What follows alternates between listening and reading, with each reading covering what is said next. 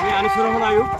এই মুহূর্তে রয়েছি জামালপুরের মাদারগঞ্জ ৫ নং জোরখালী ইউনিয়নের কাজের চর জহুরের খেয়াঘাটে। আপনারা দেখতেই পাচ্ছেন যে প্রতিদিনই দক্ষিণ মাদারগঞ্জের জনসাধারণ এভাবেই নৌকা দিয়ে পারাপার হয়। তারা কি কষ্টে জীবনযাপন করে, যাতায়াতে তাদের কত দুর্ভোগ ও ভোগান্তি সেটি আমরা দেখানোর চেষ্টা করব। সে পর্যন্ত আমার সঙ্গে থাকুন। আনিসুর রহমান আয়ুব।